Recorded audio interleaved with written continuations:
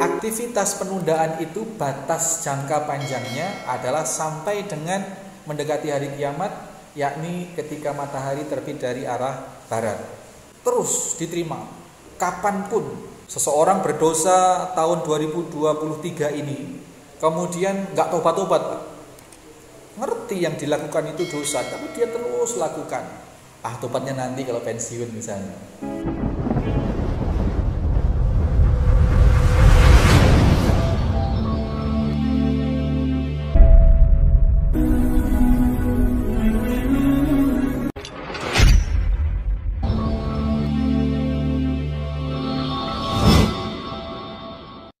Assalamualaikum warahmatullahi wabarakatuh. Innal hamdalillah nahmaduhu wa nasta'inuhu wa nastaghfiruh wa na'udzu billahi min syururi anfusina wa min sayyiati a'malina. May yahdihillahu fala mudhillalah wa may yudlil fala hadiyalah. Asyhadu an la ilaha illallah wahdahu la syarikalah. Asyhadu anna Muhammadan 'abduhu wa rasuluhu la nabiyya ba'dah. Allahumma salli wa sallim wa barik ala Muhammadin wa ala alihi wa sahbihi wa mawala. Qala Allah Ta'ala, ya ayyuhalladzina amanu taqullaha haqqa tuqatih wa la tamutunna illa wa antum muslimun. Qala Allah Ta'ala, ya ayyuhan nasu taqu rabbakumul ladzi khalaqakum min nafsin wahidah wa khalaqa minha zawjaha wa batha minhuma rijalan katsira wa nisaa wattaqullaha alladzi tasaaluna bihi wal arham innallaha kana 'alaikum raqiba. Ya ayyuhalladzina amanu taqullaha wa qulu qawlan shadida yuslih lakum a'malakum wa yaghfir lakum dhunubakum wa may yuti'illaha wa rasulahu faqad faza fawzan 'azima. Ma'asyiral muslimin wal muslimat, jamaah salat maghrib Masjid Al-Muslimun Curah Juru Situbondo rahimani wa rahimakumullah. Seseorang berdosa tahun 2023 ini, kemudian nggak tobat-tobat, Pak. Ngerti yang dilakukan itu dosa, tapi dia terus lakukan. Tobatnya nanti kalau pensiun misalnya. Nggih Pak Fadli, tobatnya nanti kalau sudah nggak kerja misalkan, sudah pensiun. Nah benar Pak, ada di kampung saya, kampung mertua di Huluan itu seperti itu. Tentara, memang dia berazam mulai dinas itu, nggak tahu sholat apa enggak, tapi ya nggak istiqomah pokoknya. Berazam nanti kalau pensiun mau sobo masjid. Allah terima Pak seperti itu Pak, asalkan tadi itu belum matahari terbit dari arah barat yang pertama. Terus yang kemudian yang tidak bisa kita spekulasi, yang tidak bisa kita bikin main-main itu adalah datangnya ajal, datangnya maut. Ini yang kita tidak bisa main-main, Pak. Oke lah, Allah akan menerima taubat sampai matahari terbit dari arah barat. Tapi siapa yang bisa jamin kalau besok pagi kita masih hidup? Maka meskipun Allah siap, Allah bersedia menerima taubat yang ditunda, tapi itu resiko besar bagi kita karena ajal yang tidak pernah kita tahu, dan ajal itu adalah batas dekat dari batas pertaubatan. Kalau batas jauh tadi itu memang masih lama, tapi batas dekat ini yang Allah rahasiakan kapan. Kenapa emang kalau mati? Kenapa emang kalau sudah mati? Ya nggak bisa taubat lah. Sebagaimana yang Allah Subhanahu Wa Taala melalui baginda Nabi jelaskan di dalam hadis yang ke-18 ini, sekaligus kita rangkai ya. Wa an Abi Abdillah, wa an Abdirrahman, Abdillah bin Umar. Jadi Abdullah bin Umar. Jadi Umar bin Khattab punya anak namanya Abdullah. Nah, ini Abdullah bin Umar. Dari Abi Abdillah, Abi Abdirrahman. Dari Abi Abdirrahman, Abdullah, anaknya Umar bin Khattab. Umar bin Khattab punya anak Abdullah. Abdullah punya anak Abdirrahman. Makanya sebutannya an Abi Abdirrahman Abdullah bin Umar. Nabi sallallahu alaihi wasallam qala. Dari perkataan ini dari baginda Nabi sallallahu alaihi wasallam, Beliau bersabda, ini Abdullah bin Umar menyatakan demikian. Innallaha azza wa jalla yaqbal taubatal abdi.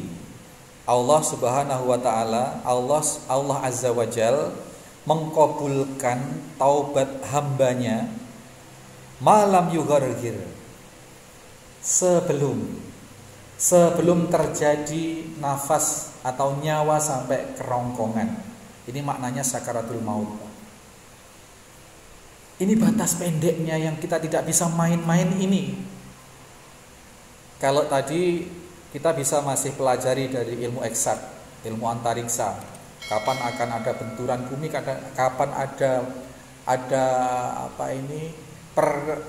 pergeseran rotasi alam semesta, kapan sehingga matahari terbit dari arah barat, bisa kita hitung sekian ratus ribu tahun lagi misalkan, bisa kita hitung. Yang tidak bisa kita hitung adalah ketika nafas atau ketika nyawa kita sampai di kerongkongan. Dan ini batas pendek pertaubatan ditutup oleh Allah Subhanahu wa taala. Allah Subhanahu wa taala menerima taubat hambanya siapapun dia. Ya, sampai dengan batasnya adalah yughargir. Nyawa sampai di kerongkongan. Ini yang kita tadi sebut tidak bisa kita buat main-main. Bahwa Allah memberi keleluasan akan menerima taubat hambanya di siang hari, padahal berdosanya di malam hari masih Allah terima.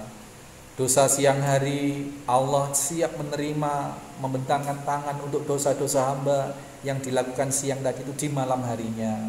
Dan itu berlangsung terus sampai hari kiamat, sampai menjelang hari kiamat ketika matahari terbit dari arah barat. Yang kemudian kita tidak bisa spekulasi, Bapak Ibu sekalian, ada batas pendek. Ada batas pendek. Apabila nafas sudah sampai di kerongkongan, apabila seseorang sudah melihat kematian. Saya belum pernah melihat kematian, saya belum pernah mati. Sehingga tidak bisa menjelaskan secara detail bagaimana seseorang yang memang ketika hendak mati itu dia melihat malaikatnya, dia melihat calon tempatnya dia di dalam alam barzah atau di akhirat nanti diperlihatkan, Pak.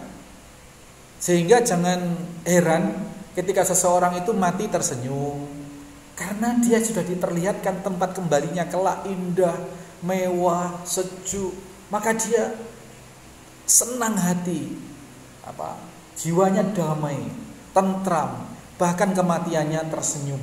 Itu karena memang ditampakkan tempat kembalinya nanti. Juga terjadi seseorang yang hendak meninggal itu kecil-kecil, Pak. Teriak-teriak, matanya melotot-melotot, di atas gak enak, minta turun ke bawah, panas, minta dikipasi, minta dikompres, minta macam-macam. Dan kematiannya naudzubillah min dzalik, su'ul khatimah, matanya mungkin melotot, melet mungkin dengan mengutarakan kalimat yang jorok-jorok, sebagaimana dia ketika sehat misuh-misuh misalnya. Saya ada video, nanti kapan-kapan insyaallah saya bikin konten juga itu, seseorang yang di luar kesadaran sudah sakaratul maut, tapi dia ngomong dengan jelas, ngomong dengan malaikat yang mau mencabut nyawa itu. Dia berkomentar, ngomong seperti itu. Tidak berapa lama kemudian dia meninggal dunia. Dia sudah gak bisa komunikasi dengan manusia lain. Dia melihat malaikat itu dan dia meninggal dunia. Ketika sudah diperlihatkan kematian, itulah makna yughargir itu, sakaratul maut itu. Dan di situ seseorang sudah pasti beriman kepada Allah. Seseorang sudah pasti ingin bertaubat kepada Allah. Sayangnya jauh-jauh hari sejak pensyariatan ini turun, Allah sudah menginformasikan melalui baginda Nabi bahwa kondisi yang demikian yang yughargir itu adalah batas di mana taubat seorang hamba sudah tidak bisa Allah terima, naudzubillah. Mengerikan ini. Maka akhirnya kita memperoleh satu kesimpulan, kapanpun kita berbuat dosa yang kita sadari, minimal langsung istighfar, minimal langsung menyesal. Meskipun tidak ada jaminan di lain waktu akan hilaf lagi, melakukan dosa lagi, tetapi jangan ditinggalkan. Minimal istighfar seketika itu juga, bertaubat seketika itu juga, karena yughurghir itu datangnya tidak tahu kita kapan. Ada loh Pak orang ceramah, ya, seorang mubalik ceramah seperti ini dengan berapi-api, mungkin kurang lebih seperti saya omongannya itu, berapi-api seperti ini mungkin. Pas gitu tiba-tiba ambruk Pak. Ada itu. Ada juga yang khutbah Jumat. Ada juga yang sedang mengikuti kajian seperti ini. Bahkan barusan bertanya, mengungkapkan pertanyaan. Pertanyaannya lagi dijawab oleh yang memberikan kajian, belum selesai jawab. Jawabannya kan panjang, biasanya dikembangkan apa gitu. Belum selesai. Yang tanya tadi itu sudah lemes, sudah ambruk, meninggal saat itu juga. Kematian-kematian seperti inilah salah satu indikasi orang yang husnul khotimah. Memang punya riwayat sakit sebelumnya tentu, dan itu memang merupakan sebab fisik dari sebuah kematian. Bisa jadi memang punya penyakit jantung, bisa jadi memang punya penyakit apa begitu. Tetapi yang pasti adalah sebelum sakit dia tidak menampakkan ketersiksaannya, baik bagi diri maupun keluarganya. Berangkat Jumatan, sampai masjid, mendengarkan khutbah, tiba-tiba sudah tidak bangun, meninggal dunia. Kematian yang sangat indah, tidak merepotkan dirinya, juga tidak merepotkan keluarganya. Allah menghendaki kematiannya kematian yang ridho dan diridhai, kematian yang ya ayyatuhan nafsul mutmainnah irji'i ila rabbiki radiyatan mardiyah fadkhuli fi ibadi wadkhuli jannati. Dia pergi menghadap Allah dalam keadaan ridho dan Allah ridhoi. Orang-orang yang semacam ini yang berjiwa tenang, jiwa yang mutmainnah ini, maka dipanggil oleh Allah untuk berkumpul bersama hamba-hamba yang soleh dan berduyun-duyun memasuki surga Allah Subhanahu wa taala. Mudah-mudahan Allah perkenankan kita menemui kematian yang seperti itu, yang husnul khatimah dalam keadaan an-nafsul mutmainnah, yang ridho dan diridhoi, yang ridho dan diridhoi oleh Allah Subhanahu wa taala.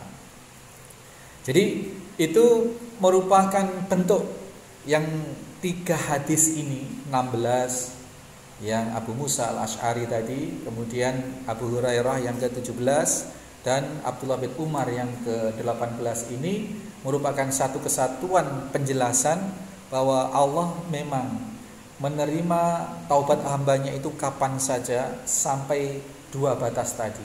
Batas jangka panjangnya adalah yatlus syamsu min maghribiha, sampai matahari terbit dari arah tenggelamnya. Dan yang kedua adalah batas jangka pendeknya yang mengerikan bagi kita semua adalah ketika malam yughurghir, ketika sampai batas sakaratul maut, nyawa di kerongkongan dan sudah diperlihatkan kepada kita kematian itu, baik kematian yang husnul khotimah maupun kematian yang su'ul khotimah, kedua-duanya diperlihatkan tempat kembali itu oleh Allah.